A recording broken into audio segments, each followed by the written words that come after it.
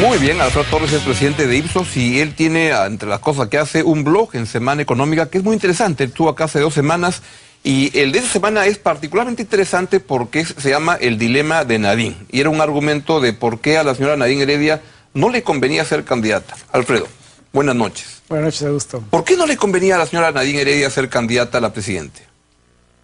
Bueno, el desgaste que se produce a lo largo de los años en el Perú hace que los electores, al final de cada gobierno, quieran un cambio. Y entonces lo más razonable era pensar que de aquí a 3 años, cuando fuera la elección, el electorado estuviese más orientado a buscar un cambio.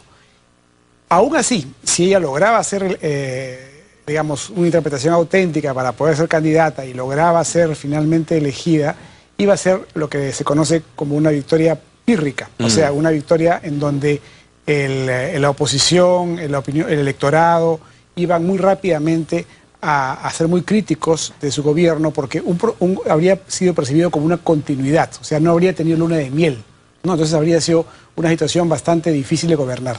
En el camino, su prestigio, digamos, de persona demócrata, de persona respetuosa de las instituciones, habría sufrido mucho, habría perdido el respeto y el apoyo de mucha gente, digamos, de líderes de opinión influyentes, importantes. Y de mucha gente que habían respaldado sus candidaturas al comienzo, ¿no? O sea, comenzaron a perder respaldo en el sector que los habían respaldado inicialmente por la duda de que había. Así es, ¿no? Entonces, ese escenario realmente se pintaba bastante oscuro. Y, por otro lado, el silencio era imposible mantener 3 años más. Claro. O sea, ella ha estado en silencio 3 semanas, creo. No hay aparición pública que la prensa no se lo iba a preguntar. Lógicamente, ¿no? Y las ambigüedades del presidente tampoco aguantaban más. Ya se estaban llevando la cuenta de cuántas veces venía siendo ambiguo al respecto, ¿no? Entonces, por más que en algún momento ellos hayan evaluado la posibilidad, ¿no? Porque, por último, es verdad que en otros países esto es posible, pero la legislación peruana no lo permite, entonces es posible que políticamente ellos hayan hecho una evaluación y hayan dicho, bueno, de repente podemos hacer, ¿no? Plantear una reforma de la ley o una interpretación. Yo creo que los hechos de las últimas semanas y las reflexiones, digamos, que algunos hemos hecho, los han llevado a la conclusión de que lo mejor es salir, como ha salido ella hoy día, muy bien, con mucha claridad, a decir que no va. Y eso, a su vez, le termina siendo muy positivo para su propia imagen personal. Sin duda. Yo creo que hoy día ha ganado muchísimo respeto. Para ella y para el gobierno. Pero vuelvo a tu argumento, era bien interesante porque muchos criticábamos el tema si era una candidatura ética, democrática, legal, tú entraste por el otro lado, es decir, no te conviene. Sí. Que es realmente como los políticos deciden con más frecuencia. Claro, es lo que yo decía. Ella es una política, claramente, una política exitosa, comunica muy bien, es popular, ¿no? Entonces es lógico que como todo político tenga la tentación, ¿no? de ser presidenta y entonces que se entusiasme con esa posibilidad. Pero entonces, y la ley para un político, la ley también decía en el artículo, ¿no? La ley no es vista necesariamente como un impedimento. Nosotros decimos, que se puede cambiar. Claro, exactamente, claro. ¿No? Para un ciudadano la ley o la cumple si eres un buen ciudadano o la incumple. Pero los ciudadanos no cambiamos las leyes. Pero claro, los políticos dicen, oye, yo soy una persona que hace leyes, ¿no? Entonces, si la ley está mal, la cambio. Claro. Y eso no es solamente, digamos, pensando en Nadine, pensando en todos los políticos. En general, claro. ¿No?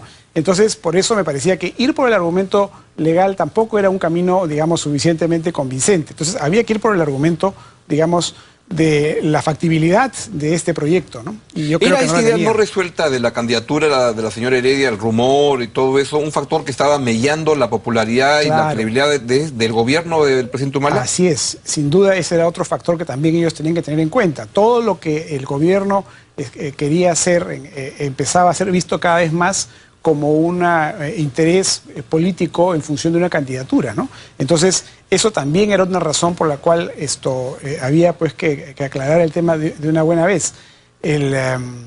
Especialmente en los últimos meses, ¿no? Yo creo que al comienzo todavía el tema no estaba tan claro, pero ya en los últimos 2 o 3 meses, cuando empezaban a salir una serie de rumores, ¿no? De que el espionaje o que los ataques a Alan García, etcétera, el tema se estaba caldeando demasiado, o sea, no podía aguantar más, ¿no? ¿Esto le quita un poco de gasolina a la campaña de Alan García, de la relación conyugal, etcétera, a la plataforma política del APRA? Sí, yo creo que sí, porque lo que había hecho el APRA era, como se dice, a la mejor defensa es el ataque, ¿no? Entonces, en la medida en que ellos eran atacados por el tema de los narcoindultos, pues entonces ellos contraatacaban diciendo todo esto es una maniobra para la reelección conyugal, ¿no? Ahora van a tener que defenderse con otros argumentos, ¿no? Más específicos al caso. ¿Cómo crees que le caiga este anuncio a la opinión pública? Yo creo que le cae muy bien porque desactiva un malestar que había. Nosotros habíamos medido en encuestas el tema. De nuevo, siendo Nadine una persona popular y con respaldo para un sector de la población, aún así la mayoría le parecía que no debía ser candidata, ¿no? Entonces, para este sector mayoritario que consideraba que no debía ser candidata, esto es muy bien recibido, ¿no?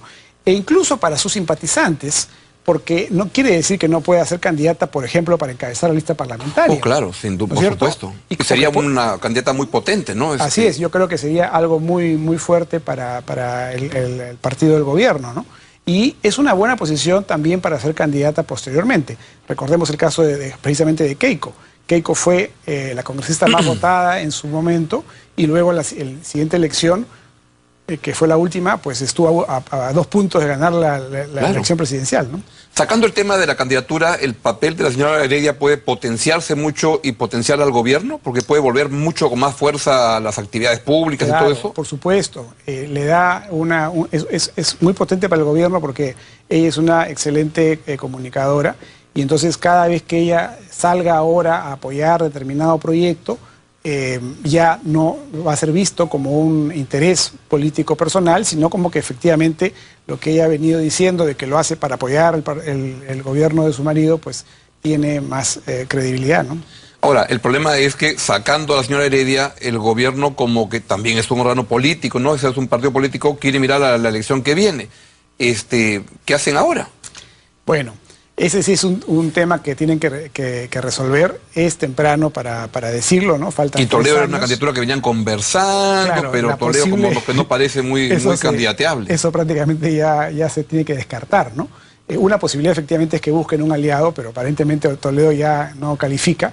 La otra posibilidad es que busquen entre sus filas, ¿no? Por ejemplo, es verdad, hay personalidades como Ana Jara, por ejemplo, que es una persona que comunica bien, que tiene... Pero usted medio así del elenco del gobierno, de las personalidades, ¿cuáles son los que se perfilan o que tienen mejor imagen? Es la ministra mejor evaluada, la ministra con mejor imagen, sí.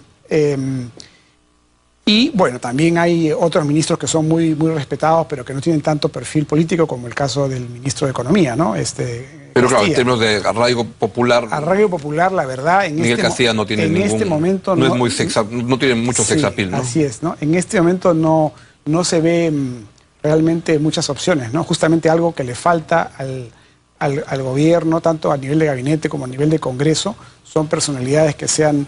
que lleguen bien a un amplio sector de la población, ¿no? No tiene mucho que mostrar, ¿no? Eso sí es una limitación. Por eso decía, vamos a ver qué pasa en los próximos años, pero por el momento no se ve mucho más que Ana Jara. La vicepresidenta en algún momento pareció una opción, pero últimamente se ve bastante opaca, ¿no? Sí. ¿Cómo es el escenario de movimiento de opinión pública en relación al sistema político y al gobierno en el semestre que viene? Bueno, estamos viendo una activación de una serie de protestas, ¿no? Que le complican un poco la vida al gobierno. Algunas de estas protestas podrían ser fácilmente desactivadas, ¿no? Y otras vale la pena enfrentarse a ellas. O sea, el gobierno va a tener que escoger sus batallas, ¿no? Por ejemplo, si cree en la ley de reforma del servicio civil, ¿no? Que está promoviendo el servir, ese va a tener obviamente el enfrentamiento de algunos sindicatos, como los viene teniendo, pero puede hacer la pelea. Lo que tiene que hacer es comunicar mejor, tendrá que explicar mejor por qué la ley es beneficiosa para los propios trabajadores del sector público y para los usuarios del sector público. Y, bueno, aguantarse un poco pues la reacción. Siempre pasan estas cosas. En otros casos, como el tema de las universidades, esa es una batalla que no vale la pena hacer. O sea, realmente ahí sí la posición, que además es la propuesta de un aliado del gobierno, está muy cuestionada por todos los sectores, desde las distintas universidades hasta los estudiantes. Entonces no se ve mayor sentido que el gobierno se compre esa batalla, ¿no? Eso requiere muchísimo más evaluación, ¿no? Claro.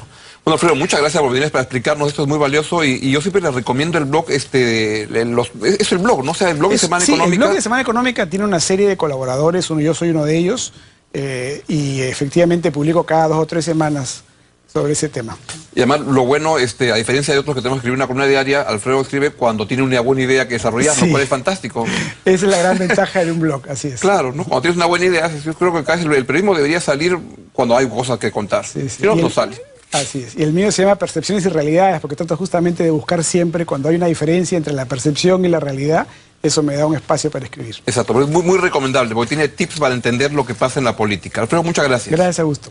Vamos a una breve pausa y venimos con la ministra Ana Jara.